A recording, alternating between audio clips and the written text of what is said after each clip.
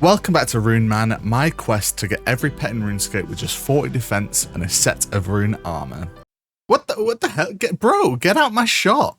We've made great headway already with the giant squirrel and the Pheonix, and today we're tackling rumours of a disgusting beast in the sewers of Varrock.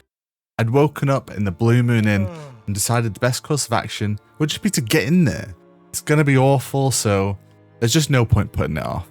I opened the sewer grate, climbed down the ladder to be assaulted by sheer disgust. Putrid stenches. There was a weight of death and decay. It was like a miasma down there. I swear King Rold employed sewage treatment workers now. They must be on strike with these working conditions. Charlie the Tramp had said it was deep within the sewers and I could only see one path forward, so forward I went. The further I traversed, the more horrors I unveiled. There was zombies and ghouls roaming the sluices, and worse, I saw a torture room down there. There was fresh blood. It was horrifying, but I had to proceed. I delved so deep into those sewers, it didn't even feel like part of the city anymore. Just some ancient cave system buried underneath the wild. And then the strangest thing happened. Rats crawled out from the walls, they rushed across the floor, and they followed each other down these corridors. My first thought was that something had frightened them and whatever it was may be coming my way, but I could tell by the way they moved, it was more like they were in a trance, like they were compelled towards something, and that meant I had to follow them. I went down twist after turn and I began wondering how I was ever going to make my way out, but eventually I found what looked like a broken railing, maybe the remnants of a cell door. The stench emanating from that room was overpowering. Rotten meat, matted fur, moldy cheese?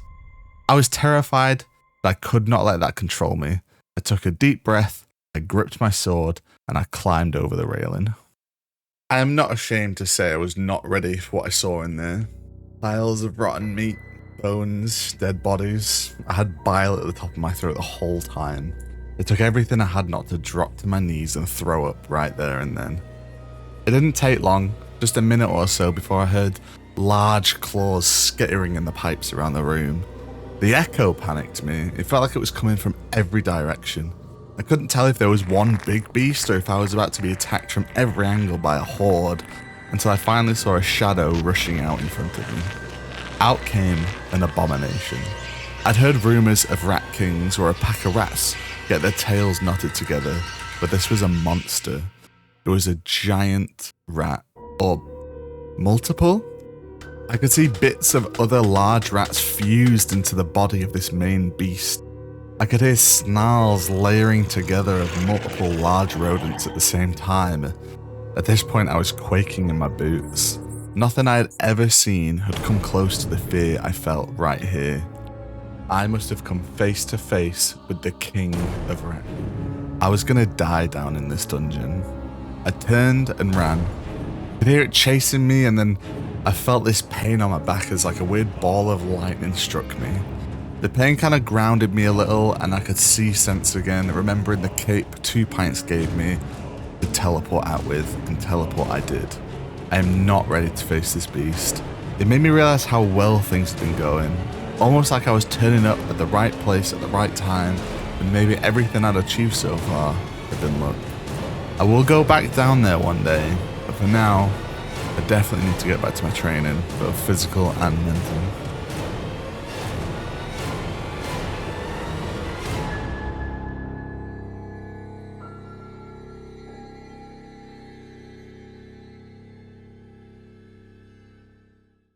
So just getting this out of the way, I changed computer post making this intro. So if you hear a little difference in the voice, it's because my settings have changed a tiny bit. But it is important to say I did get the first KC at Scurrius. It took me 6 minutes, and this is absolutely not feasible to grind for the pet right now. And here is my first PVM death as well. Look how stupid this is. But I did pick up the prayer pot, so technically I did profit 1 whole dose of prayer potion. So we have our goals to set up for this video, and they will all lead towards better, quicker, and more efficient Scurrius killing. Our first goal is to get the best gear we can get, and that means strength bonus. That means Barrow's gloves and a rune defender. Then we need better stats. I'm thinking 70 attack, 75 strength, are going to be my first check-in. So I'll get those, we'll attempt some more kills, and I'll see if I need more attack and strength. I'd like to be at a point where I can kill Scurrius within like one full prayer cycle, so I can leave and recharge my prayer at Varrock Church after every kill, because I really don't want to sink hundreds of prayer pots this early into the account when Renner seeds are quite irregular. With gear and stats out of the way, I then also need to be able to make super attack and super strength pots, which means 55 herb lore. To do that, we're going to get herbs by farming. This is the true cycle of pain for Ironmen. It all comes down to farming. The plan is to get 34 for Tithe Farm, and then we'll get a bunch of points at Tithe Farm. I think enough for 10 seed packs should be good, and that'll give me a bunch of levels and important seeds to get tree running, Ranarr seed planting, and then eventually Irrits and Qualms to make those super pots. So I just wanted to open the first seed pack on camera. What do we get? A Scurry seed. Okay, now I have to stay until 65 farming or whatever. Oh, fair enough.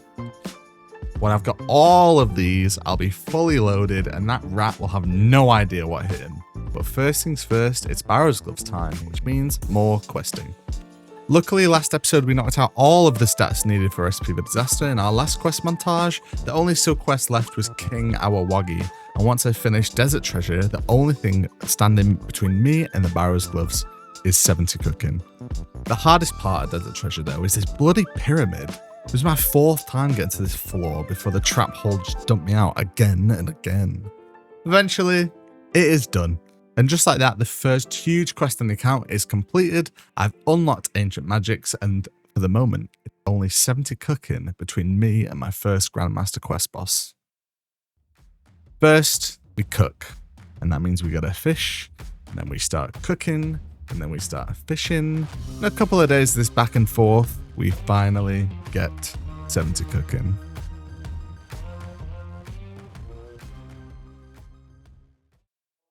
The Culinoromancer doesn't know who he's messing with. He wants to attack my home, my people, disrupt the peace we've been building? Not a chance. I knew it wouldn't be easy though. The slimy git summoned some bizarre food-based versions of 4 old foes I've already put down. No trouble then.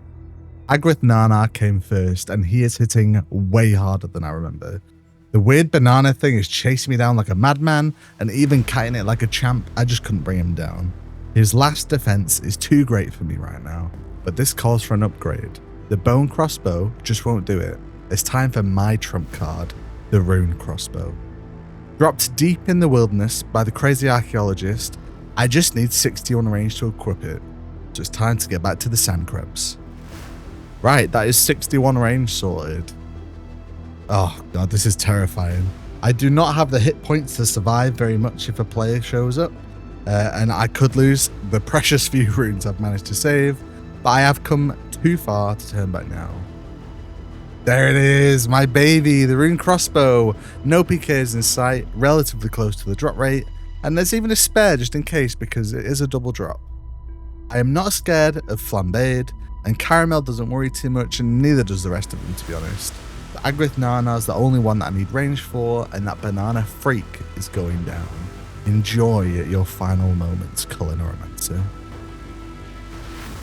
It's time. I stepped back into the arena with Agrith Narnar awaiting. This battle was a hard-fought one.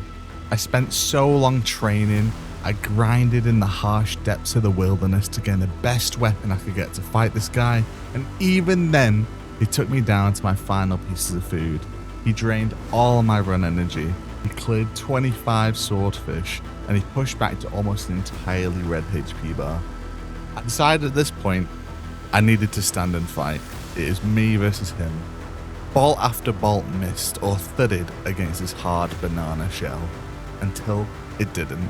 The final bolt pierced his exterior and he dropped, and I had slayed the final hurdle for completing Recipe for Disaster and getting the Barrow's Gloves. That was it.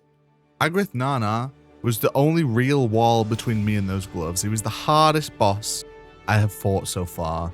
I really did not know how feasible it was going to be. Doing it at the range level I was at, I wasn't sure if I was going to have to grind to an obscenely high range level like 70 or 80. So I'll tell you now, the pride I felt beating this guy on a 40 defense account, wearing green dragon hide with a rune crossbow at best, This fight really proved to me that I could find a way when it mattered. After that, the rest almost felt like a victory lap, like flambéed. He was set alight. Caramel melted him. The rest of the gauntlet, I cleared it on my first try. And then I did it. I completed the quest and I could hold the Barrows gloves in my hands, these best in slot gloves, the end of this whole grind. But something just didn't feel right. They weren't like just gloves, you know? They were like a symbol. It was like a reward for pushing so hard. But they just don't belong to Runeman. He's not about the best in slot. He's not about chasing that meta. He's about fighting with what you've got and proving that you are enough. So I did what had to be done. I'm wearing the rune gloves. After all, I am Runeman. I mean, yeah, no biggie. I just bought Barrows gloves and then alked them on an early game Ironman for you guys. Don't worry. Just, you know, like and subscribe. It'd be nice. I was helping some guys in Wintertodt with a troll problem they had, and I saw this giant of a man. Not one to waste an opportunity to network, I thought I'd say hi and ask what big old building he was outside of. Gommel, he said his name was, and he was the bouncer for the Warriors Guild. He glanced up and down at me and said I fit the bill for a warrior, so he let me in. How he decided that, I have no idea, but I'm not going to question an 8-foot monster of a man. I had a rummage around and I found a lovely cafe where they served jacket potatoes with cheese. I might come in more often. I also spoke to a woman called Camfrina, and she told me more of the history of the guild. They were supplied and supported by the council in Wintertodt to train warriors up. Footfall around Wintertodt was quite low, so the higher-ups created this area to try and get adventurers like me to boost the economy of the local area. Invented a new type of weapon which would replace a shield, and it looks like a small dagger used to riposte enemy blades and follow up slashes with this wicked stab on greater beast. She said all I had to do was kill some cyclops in the arena and then post my results to social media, whatever that is. She said it would increase reach or whatever, I don't know. I spent a few hours in the room, I killed some giants, and eventually one of them dropped this little blue dagger. This must have been the defender.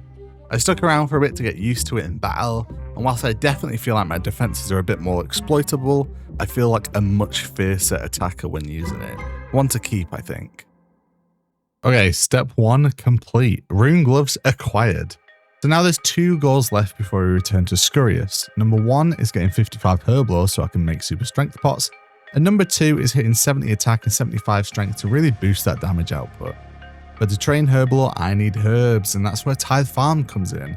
It's not just decent farming XP, which it is, but the seed packs give loads of high-level herb seeds, and with 10 of them, I should have more than enough to hit 55 Herblore real quick. Once Tithe Farm is done, I can use the downtime between herb runs to start properly training Slayer, which is efficient combat XP and its progress towards future pet grinds. I'll need 95 Slayer just to be assigned to Hydra tasks, so it makes sense to start chipping away at that now. Oh, and that first seed pack that you saw, they got me 2 Hespori seeds, so I need to work towards 65 farming so I can plant and kill Hespori. There isn't a direct pet from that, but it's more rolls for Tanglery, which realistically will take me years to get. That and the bottomless compost bucket will make life so much easier, and even the anima seeds will really improve herb runs, so that means I'll never be low on supplies. It really is all connected, so time to get farming.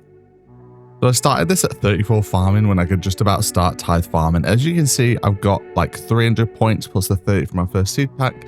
Means I planted like 900 seeds if I've done the maths right, because you also get bonus points when you deposit 100 tops at a time. Let's see where I've ended up, because I really think I'll be close to that 65 farming for Hespori. Oh wow, actually bang on 65. I can get planting right now though.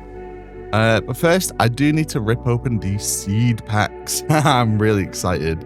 I know Hespori doesn't have a pet, but I'm actually excited to do some actual PVM on this account.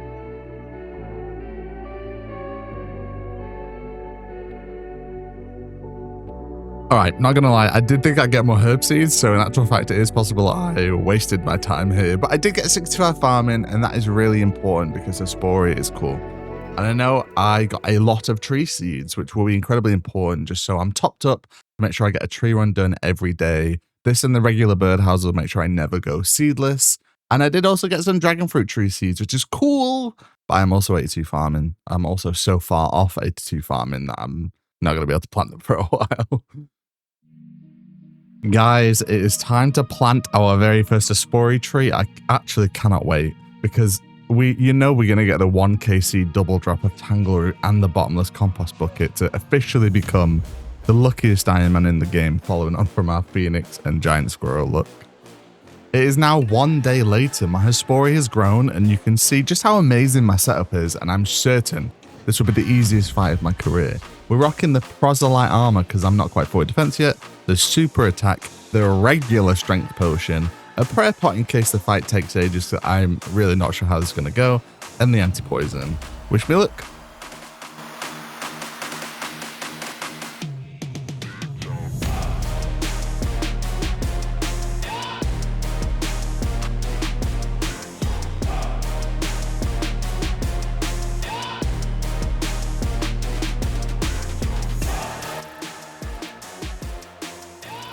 Finally, oh my god, that took forever. But more importantly, what is the loot? Pet drop coming in? I forgot my spade. Okay, yeah, I forgot. I actually need to harvest it like a real plant. Okay, let me get that. I am back with the gear, and I just thought I'd go over the fight. It was much easier than I thought it would be. I thought his magic hits would hit a lot harder, and his range hits would hit way more often. I was nervous about prayer at the end, but I won't be doing this fight more than once every like 1 to 2 days because of growth time, so the speed will increase as the levels do. But what do I get though? Oh, magic seed. That's sick. So you may ask what I'm doing here, and the answer to that is desperately trying to get herbal secondaries. I've been farming for days straight, and I'm so close to 55 herbal, but I've run out of secondaries for the herbs. So I'm seeing how close I can get just from using literally every herb that doesn't have a great active function. So right now, I'm making super energies. I'm currently 53 herb lore, and I think this batch will get me to 54, so just one more level to go. Ladies and gentlemen. For any WWE lovers out there, that was my Ludwig Kaiser impression, and Runeman, of course, is Gunther. Yeah, it wasn't good. With this last batch of super attacks, I have achieved greatness, 55 herb lore. This means we have another goal crossed off the list. We have access to super strength potions. That means we have our strongest melee gear. We have our strongest melee potions. So now it's time to really focus in on Slayer to get our combat up to those elusive 75 strength, 70 attack levels. Again, these values are arbitrary. I'm hoping it just gets me to a good spot, because Scurrius itself is insane combat XP, so the levels will really shoot up just from killing Scurrius. We just want to get to a point where I can kill one Scurrius within one prayer cycle. I don't know if you guys know this yet, but whilst I was out helping a priest in Lumbridge with a ghost problem he had, I found a group of adventurers. The knight was being the dummy he is, and he told me everything he planned, and to cut a long story short, it was this mythical entrance to a realm of fairies. This is one of the craziest things, because where I'm from, the idea of a different realm beggars belief. Like, what? I befriended a few, and they actually let me use their teleportation spots around the world. They're these little mushroom circles called fairy rings. I really want to stay on these guys' good side, so I was trying to be sociable with the town, and one of the fairies introduced themselves to me as Chaildar. She told me her job was Slayer Master, which honestly sounded so cool. She told me that she collects information around the world about populations of aggressive beasts, that nature has a sort of balance, and that too much or too little of anything in this life cycle of the world can tip this balance and ruin the inhabited areas. Chaildar takes this information and she pays people to cull local wildlife that's getting a bit out of control. And it's rarely like deers or rabbits, usually it's like local fiends. She mentioned that in smaller numbers they tend to keep to themselves, they aren't very aggressive, but when population density gets a little too big, they need to expand to survive. So they'll begin feeding off like local fauna in the area, attacking neighbouring towns, and they can even endanger civil populations. Listen, let me tell you, I was blown away. I am from this tiny island. Things are very peaceful there. The only fiends on this island was like a rat pit where we stowed giant rats so we could train ourselves. Out here, it's insane. This whole world runs on this like organic engine-like system, a living mechanism. The wheels keep turning because somewhere deep beneath it all, there's like networks of hidden interconnected cogs and pulleys just keep on going. And it's only when you're holding up a magnifying glass to the world that you can finally see it. With this marvel top of mind, I wanted to join in. I gave her my details and said I'd love to be someone she calls upon for help. And help I did.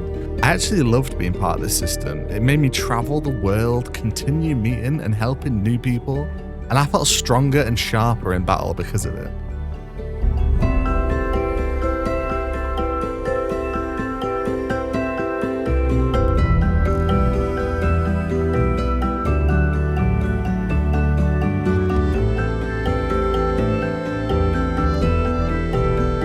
I'm sure you've noticed a distinct lack of rune armour on this account.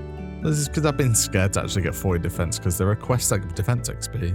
I've calculated this way before I made the account, and I knew there was no piety and no Olaf's quest, but the rest is fine. The only defense XP I have left to get is 2k from what lies below, so I think it's about time I get 40 defense. He is officially Runeman.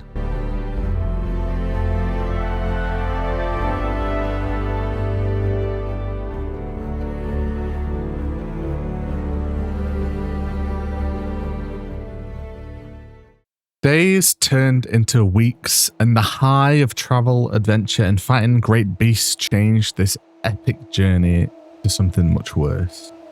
Originally, every time I was given a task, it felt like I was doing good in the world, that each time I did something, I helped bring balance to the universe. And eventually, a task just became a task. I'd finish one, report back, and instantly be given another. I didn't lose any enthusiasm for keeping the machine in motion. It's more that I felt like I wasn't moving the needle at all. There was no end to the tasks. When I sorted out one problem, there was another one to take its place, and another one popping up behind me in this never-ending queue. When I met Child Art, it felt like I was doing good in my own way, but now it feels like I can't fix anything, and my eyes have really opened to how there's just so much unending work that needs to be done. How can I, as one person, change anything? I couldn't stop, but I felt so defeated. Eventually, one task ended, and I remember this so vividly. I was assigned to beat back some Earth Warriors. It's an extra dangerous task because it means I have to enter this area only known as the Wilderness. I walked down into Edgeville and I climbed into the gutters where I knew the gate to the Earth Warriors were, and there I saw someone I never thought I'd see again. One of the very few people who has left Tutorial Island to go to the mainland, and someone I've missed very sorely.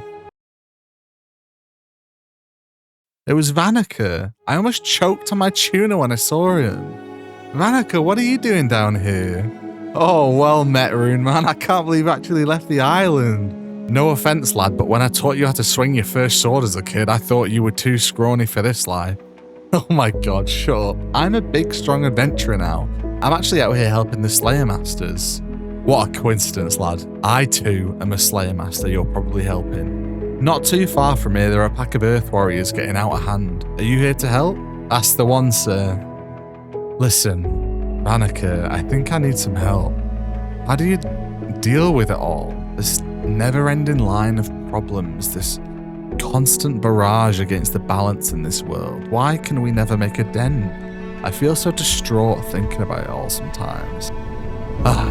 Lad, I think we've all been through that sometime or other.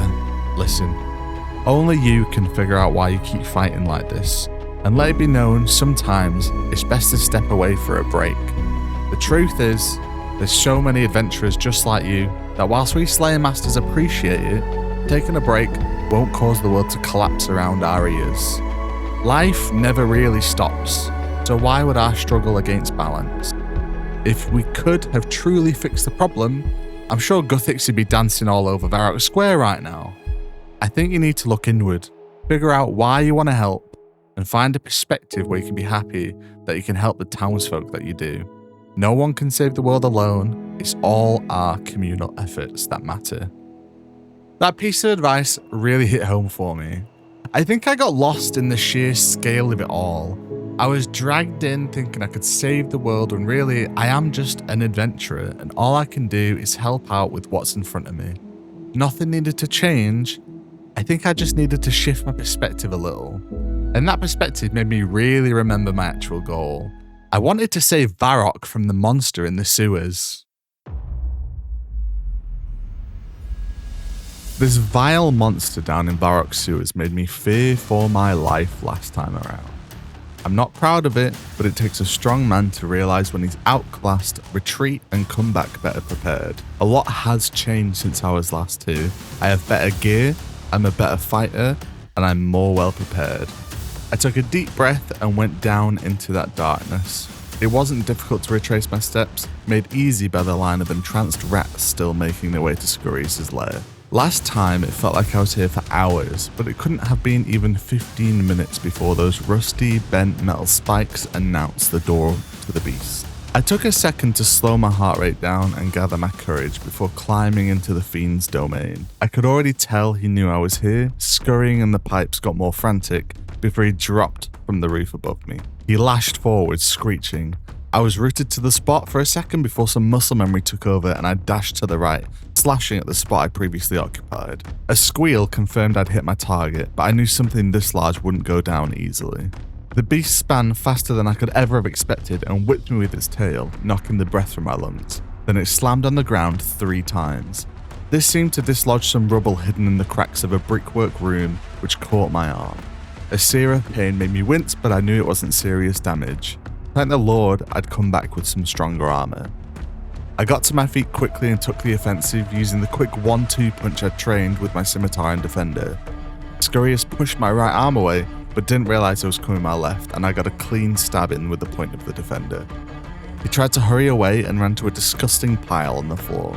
I thought Scurrius had left his back exposed to me, but to my horror, the clumps of mass and rat heads on his back turned to look at me. I felt a shiver start from my feet and force its way up my body, and 2 tiny little arms from one of the bodies clapped, creating a flash of lightning which rushed towards me. I knew this was my opportunity to push harder, but I couldn't dodge the projectile in time. It caught me on the shoulder, but I twisted and used the spinning momentum to leap forward, slashing violently at Scurrius. I got 3 good swings in alongside some clean stabs with my defender. The rat merged onto Scurrius that didn't cast the lightning, ripped off, with a piece of it falling to the floor. Scurrius was hurt, I could tell. He pushed me away with his huge tail and lifted his head. I expected my eardrums to collapse based on the snarls and screechings I knew he could make. But this was different. Almost gentle, a low hum oozed from the mouth of the beast. Low in volume, but it felt semi-operatic, high-pitched, almost pleasant. I wasn't sure what to expect.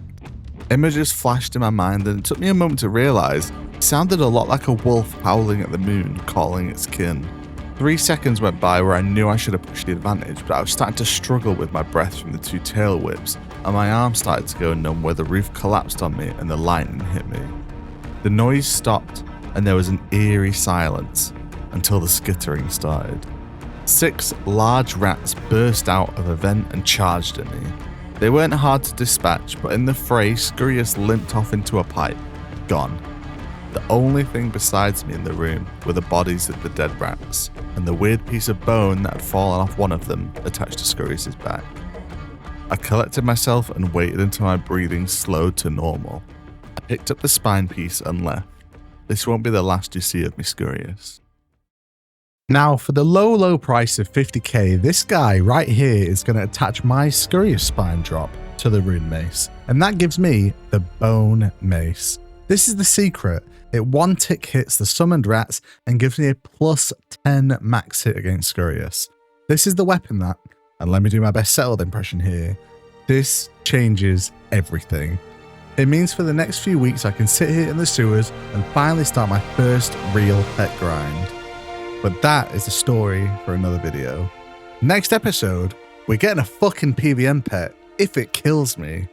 Come along for the journey, and if you enjoyed the episode, please let YouTube know by liking the video and subscribing to the channel. Thank you for watching. Goodbye.